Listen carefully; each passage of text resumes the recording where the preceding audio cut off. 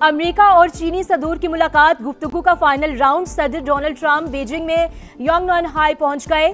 Fox news کو interview میں امریکی صدر نے کہا، چینی صدر سے ایران کے معاملے پر بات چیت کی ہے، وہ تہران کے ساتھ معاہدے تک پہنچنے کے خواہاں ہیں، ایران کے معاملے پر زیادہ صبر کا مظاہرہ نہیں کریں گے۔ مذاکراتی چینل کو جلد از جلد دوبارہ کھولا جانا چاہیے، چین کا ایران بحران پر فوری مذاکرات اور مستقل جنگ بندی کا مطالبہ۔ چینی وزارت خارجہ نے واضح کیا کہ خطے کے مفاد میں تنازع کا جلد حل ضروری ہے۔ آئی ایم ایف نے پاکستان پر 11 نئی کڑی شرائط عائد کر دی۔ نئے بجٹ میں عوام پر 430 ارب روپے کے نئے ٹیکس لگانے کا منصوبہ۔ ایف بی آر کا ٹیکس ہدف 15,267 ارب روپے مقرر کرنے کی تجویز۔ پیٹرولیم لیوی کی مد میں عوام سے 1727 ارب روپے وصول کیے جائیں گے۔ گیس ٹیرف اور بجلی کے نرخوں میں بھی اضافے کا پلان۔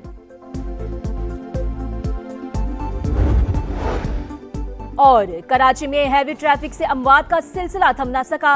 ڈیفنس فیز 2 میں تیز رفتار ٹرالر کی موٹر سائیکل کو ٹکر، حادثے میں 2 نوجوان جاں بحق۔ شناخت 20 سال کے حمزہ اور 22 سال کے سمیر کے نام سے ہوئی، فرار ڈرائیور کی تلاش جاری۔ عوام مہنگائی کے نئے طوفان کے لیے ہو جائیں تیار، آئی ایم ایف نے پاکستان پر 11 نئی کڑی شرائط عائد کر دیں۔ نئے بجٹ میں عوام پر 430 ارب روپے کے نئے ٹیکسز لگانے کا منصوبہ۔ ایف بی آر کا ٹیکس ہدف 15,267 ارب روپے مقرر کرنے کی تجویز۔ پیٹرولیم لیوی کی مد میں عوام سے 1727 ارب روپے وصول کیے جائیں گے۔ گیس ٹیرف اور بجلی کے نرخوں میں بھی اضافے کا پلان۔ آئی ایم ایف نے پاکستان میں معاشی ترقی کی رفتار سست رہنے اور مہنگائی بڑھنے کا خدشہ ظاہر کر دیا۔ مشرق وسطیٰ کا تنازع اگلے سال بھی پاکستان کی معیشت کو متاثر کر سکتا ہے، عالمی مالیاتی ادارے کی رپورٹ جاری۔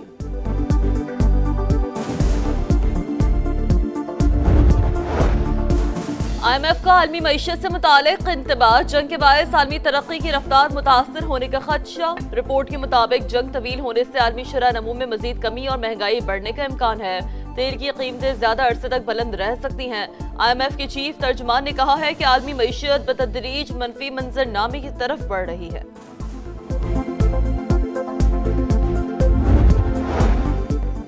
امریکہ اور چین کے درمیان بات چیت بہتر انداز میں آگے بڑھ رہی ہے۔ امریکی صدر کا دعویٰ، کہا صدر شی جن پنگ سے کئی امور پر گفتگو ہوئی جو اچھی رہی ہے۔ واضح کیا کہ ایران کی فوجی طاقت کو کمزور کر دیا گیا، تہران پر مکمل ناکہ بندی عائد کی جائے گی، کسی بھی جہاز کو ایران میں داخل ہونے کی اجازت نہیں ہوگی۔ فاکس نیوز کو انٹرویو میں چینی صدر کی ایران کے ساتھ ڈیل میں مدد کی پیشکش کا بھی تذکرہ۔ اپنے ہرمز میں کشیدگی کا اثر عالمی توانائی کی قیمتوں پر پڑے گا۔ کوئی بھی ملک نہیں چاہتا کہ ایران کے پاس جوہری ہتھیار ہو۔ امریکہ اس پر عملی اقدامات کر رہا ہے۔ امریکی وزیر خارجہ کا بیان، واضح کیا کہ تائیوان سے متعلق پالیسی میں کوئی تبدیلی نہیں آئی۔ چین کے ساتھ زرعی تجارت میں اربوں ڈالرز کے نئے معاہدے متوقع۔ آبنائے ہرمز، چپس، ٹیرف اور سپلائی چین پر بات چیت ہوئی۔ امریکی وزارت تجارت کی گفتگو۔ جیمسن گریر نے کہا، امریکہ اور چین تجارتی تعلقات کو منظم کرنے کی کوششیں کر رہے ہیں۔ واضح کیا کہ مسئلہ تعاون کو تجارتی مذاکرات پر اثر انداز نہیں ہونا چاہیے، ٹیرف کی ایک مخصوص سطح برقرار رہے گی۔ ایران کے مسئلے کا کوئی فوجی حل نہیں، وطن کے دفاع کے لیے لڑنے کے لیے بھی تیار ہے، لیکن سفارتکاری کے فروغ کے لیے بھی آمادہ ہیں۔ ایرانی وزیر خارجہ کا 2 ٹوک پیغام۔ برکس وزراء خارجہ اجلاس میں عباس عراقچی کا برکس ممالک سے ایران کے خلاف جارحیت کی مذمت کا مطالبہ۔ واضح کیا کہ یو اے ای کو خارجہ پالیسی پر غور کرنا چاہیے۔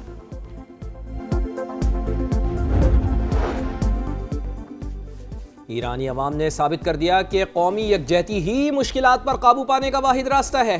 باہمی اتفاق کے ساتھ تعمیر نو کے دور سے بھی گزر جائیں گے۔ آئیں سب مل کر ایران کو دوبارہ تعمیر کریں، صدر مسعود پزشکیان کا سوشل میڈیا پیغام۔ 28 مئی کی آمد ہے، ہمیشہ تاریخ یاد رکھے گی۔ پاکستان کو اللہ تعالیٰ نے وہ طاقت عطا فرمائی جو کہ رہتی دنیا تک پاکستان کا ایک ڈیفینسو اثاثہ رہے گا۔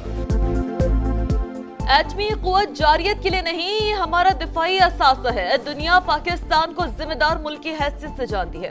وزیر اعظم کا کابینہ سے خطاب، کہا دشمن 10 مئی کو مارکہ حق میں سکھایا ہوا سبق رہتی دنیا تک یاد رکھے گا۔ خطے میں جنگ کے بادل موجود، صورتحال سے تمام ممالک متاثر ہیں۔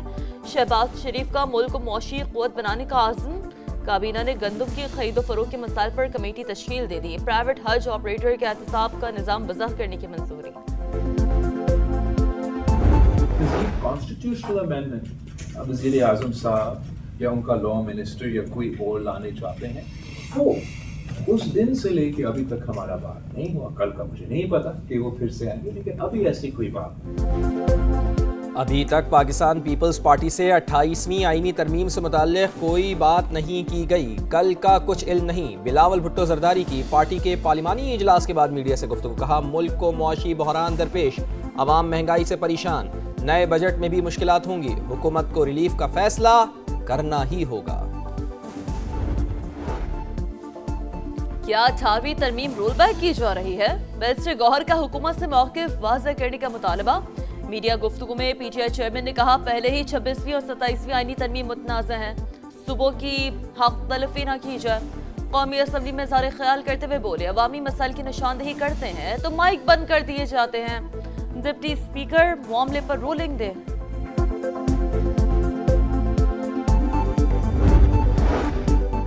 آئین میں ترمیم کا راستہ بند نہیں ہوا, اب جب بھی ہوگی 28ویں ترمیم ہی ہوگی. رانا ثناء اللہ کی پروگرام ندیم ملک لائیو میں گفتگو. کہا قومی مسائل پر بات چیت جاری رہنی چاہیے. پیپلز پارٹی کی رضامندی کے بغیر بجٹ منظور یا کوئی ترمیم نہیں ہو سکتی. این ایف سی کے معاملے پر مشاورت ہو رہی ہے. صدر مملکت سے الگ ملاقات ہوئی. آصف علی زرداری نے کہا پانی کے معاملے پر سب کو ساتھ لے کر چلنا چاہیے. عوام سمجھتے ہیں پیپلز پارٹی بھی حکومت میں ہے, اچھے اور برے کا کریڈٹ دونوں کو جائے گا.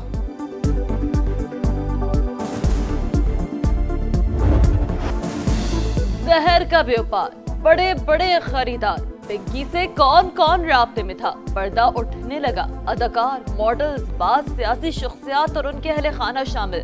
700 سے 800 افراد نشہ خریدتے تھے. 100 سے 150 گاہک مستقل, باقی ضرورت کے وقت رابطہ کرتے. زیادہ خریداری پر خصوصی پیکج بھی ملتا. تفصیلات سامنے آنے کے بعد تحقیقات کا دائرہ وسیع.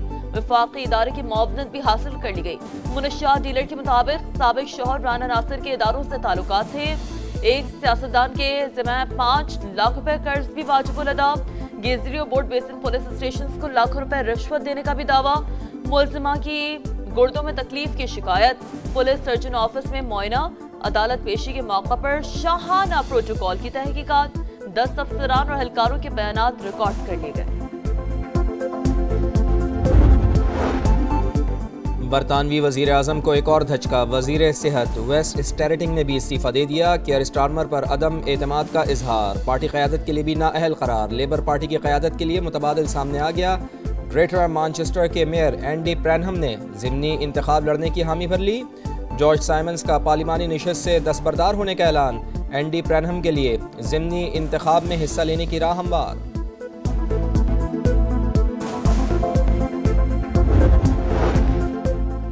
لندن میں پاکستانی ہائی کمیشن کے زیر اہتمام بیرون ملک مقیم پاکستانی کو سول اعزازات دینے کے لیے ایک پروقار تقریب منعقد ہوئی.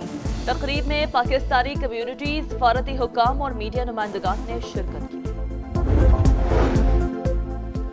پاکستان نے چین کی مارکیٹ میں پہلا پانڈا بانڈ جاری کر دیا. 1 ارب 75 کروڑ یوان کے بانڈ پر 8 ارب 80 کروڑ کی آفرز موصول. 2.5% سود ادا کیا جائے گا.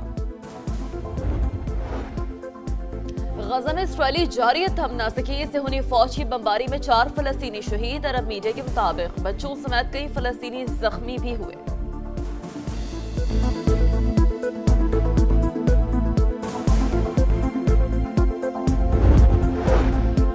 سعودی عرب کی مسجد اقصی میں اسرائیلی کارروائیوں کی شدید مذمت. یروشلم کے مقدس مقامات کی حیثیت کو متاثر کرنے کی کوششیں مسترد. مطالبہ کیا کہ عالمی برادری اسرائیل کو پرتشدد اقدامات سے روکے. بادل ایک بار پھر برس پڑے. لاہور سمیت پنجاب اور خیبر پختونخوا کے مختلف شہروں میں بارش. گرمی کا زور ٹوٹ گیا. میاں والی میں آسمانی بجلی گرنے سے 4 اور ڈی جی خان میں 2 افراد زخمی. محکمہ موسمیات کی رم جھم کا سلسلہ رات بھر وقفے سے جاری رہنے کی پیشگوئی.